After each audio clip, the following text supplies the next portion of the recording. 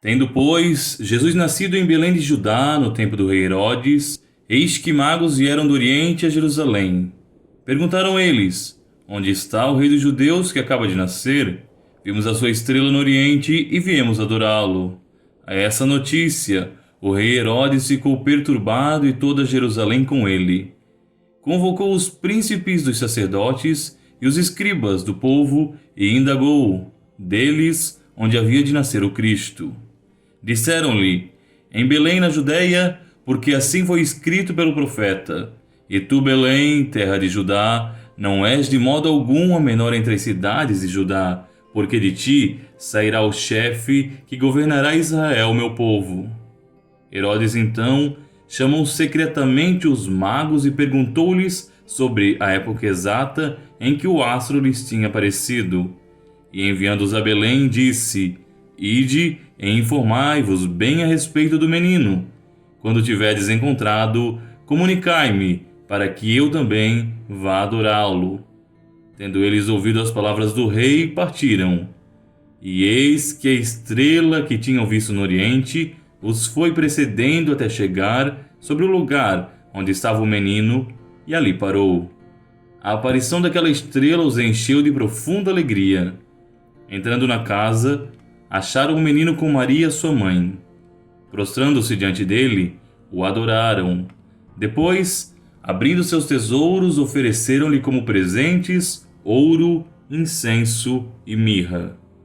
Avisados em sonhos de não tornarem a Herodes, voltaram para sua terra por outro caminho. A visita dos reis magos a Jesus, quando em seu nascimento, é um dos eventos mais misteriosos e memoráveis de toda a literatura bíblica. O episódio se reveste com uma aparência mística, surreal, quase como se fosse iluminado pelas cores de um conto de fadas. Existem viajantes sábios, os magos, que percorrem distâncias enormes, deserto adentro, sob a luz de uma estrela que lhes guia, quase como se tivesse vontade própria, para que possam adorar o Messias profetizado. O trecho termina quando eles encontram Jesus em meio à pobreza da manjedoura e lhe presenteiam, com aparentes excentricidades, ouro, incenso e mirra. A narrativa dos magos parece ainda mais deslocada quando posta lado a lado com o restante do Evangelho de São Mateus, um evangelho fecundo em referências históricas, extremamente racional, com passagens que tocam o senso comum e adquirem assim valor universal. Com isso, somos levados a nos perguntar: quem foram afinal os reis magos? Teriam eles realmente existido? E se sim, o que simbolizam os presentes que levaram a Cristo? O que há de verdade, de mito em toda essa história? Caso você tenha ficado curioso, já deixe a sua curtida, se inscreva no canal e, é claro, assista esse vídeo até o final para que os magos também possam te abençoar. Mas enfim, vamos lá.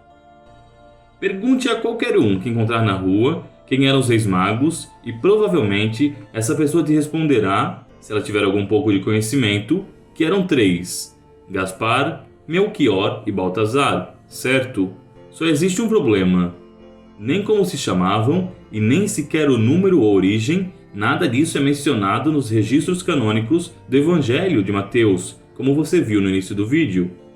Esses dados que conhecemos e também suas origens chegaram até nós através de tradições menores, muitas delas oriundas de textos apócrifos, que não deixam de ter de verdade seu valor histórico.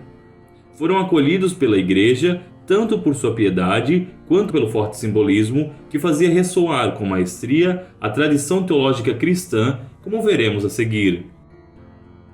A primeira vez que a quantidade de 3 magos e os seus respectivos nomes aparece é num texto de 500 d.C., de autor desconhecido, chamado de Scepta Latina Barbari. Nele é afirmado que os reis se chamavam Melchior ou Melchior, o rei da luz, Bichacereia, ou Baltazar, traduzido como Senhor do Tesouro, e Gatashpa, ou Gaspar, o branco. Além dos nomes proféticos, o fato de serem uma tríade vai ao encontro de muitas referências bíblicas. Não há como negar o simbolismo do número 3 nas Escrituras, cuja maior expressão está por trás da figura divina. Muitas vezes, já no Antigo Testamento, Deus se manifestaria 3 vezes, ou provaria os seus escolhidos através de 3 etapas, como forma de enfatizar sua presença. Também Cristo, veja você, morreu com 33 anos, após viver 3 décadas com seu Pai e passar 3 anos pregando. Ressuscitou ao 3º dia e está para os cristãos, junto com o Pai e o Espírito Santo, com quem compõe a Santíssima Trindade. Se os magos forem 3, isso só enfatizaria ainda mais a natureza divinal do Messias que acabava de nascer ali. Ainda nessa linha, convencionou-se por alguns autores do Ocidente que eles seriam os reis da Pérsia, da Índia e da Arábia. Outros, no entanto, diziam vir eles os 3 continentes conhecidos na época, um da Europa, um da Ásia e outro da África, numa referência ao trecho bíblico onde afirma-se que os senhores de toda a terra adorariam o Salvador. Mas a primeira hipótese, a de que eles eram oriundos da Ásia, é a mais plausível, uma vez que é dito no relato de São Mateus que os magos teriam vindo do Oriente para adorar ao menino. Precisamos ainda considerar, e aqui é importante, a etimologia da palavra mago, a qual nos aponta uma última possibilidade que tem ganhado cada vez mais força através de estudos e pesquisas recentes. A palavra vem do grego magoi, que por sua vez se origina do persa magauno. Magauno, veja você, era o nome de uma classe sacerdotal da antiga religião zoroastrista, praticada na Pérsia e, adivinhe só, usava justamente da astrologia e da observação das estrelas como fonte de informação, estudo e práticas religiosas. Não é errado admitir que os reis magos seriam, portanto, grandes estudiosos e sacerdotes persas. Segundo essa teoria, alguma profecia ou informação partilhada entre antigos hebreus e esse outro povo havia predito a vinda do Messias de acordo com certas conjunções astronômicas. Esses estudiosos, que haviam aguardado as profecias durante séculos, se apressaram logo em viajar deserto adentro para que pudessem saudar a criança que redimiria a humanidade. Em muitos lugares das igrejas ortodoxas, onde a visita dos reis é uma festa quase tão forte quanto o próprio Natal, foi convencionado que poderiam ser 12 o número de reis, uma referência às tribos de Israel e aos apóstolos de Cristo. Seja como for, 3 ou 12, há uma pergunta que resiste a tudo isso e que nos chama a atenção quando lemos. Por que eles trouxeram, de fato, ouro, incenso e mirra para aquela criança que, embora não fosse miserável, também não era rica? Podem parecer presentes deslocados da realidade, principalmente no contexto do nascimento humilde de Jesus, numa estrebaria, em meio a animais. Todavia, o autor do Evangelho pretende aqui realçar algumas qualidades de Cristo.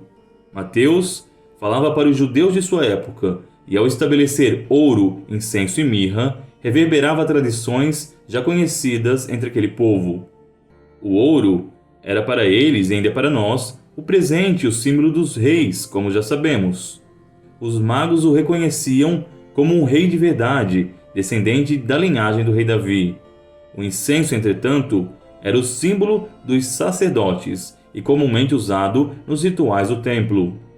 A mirra é para nós certamente o mais estranho e desconhecido dos presentes. Trata-se de um óleo extraído de uma árvore espinhosa com propriedades antissépticas, muito utilizado naquela época para embalsamar cadáveres e curar ferimentos. Passou a ser associada com os profetas, visto que esses frequentemente sofriam perseguições e morriam por defender a verdade. Assim, o último presente indicava que Jesus, além de rei e sacerdote, era também um profeta que viria pregar a boa nova e ser punido por aquilo que falava. Hoje, todo esse significado pode passar despercebido, mas ele era claro para aqueles que ouvissem ou lessem os relatos quando foram escritos. Dessa forma, embora a passagem dos magos continue a parecer fantástica demais e destoe do resto da narrativa, ainda assim, quando colocada no contexto geral, ela se mostra como parte de uma mesma história, ressoando e enaltecendo a figura daquela criança de Nazaré como sendo, embora humilde e desacreditada, o próprio Filho do Deus Onipotente.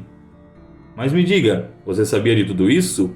Deixe nos comentários a sua resposta e compartilhe esse vídeo para os seus amigos, para que eles tenham conhecimento de tudo isso antes do próximo Dia de Reis, que será dia 6 de janeiro. Um forte abraço e até mais, se Deus assim quiser.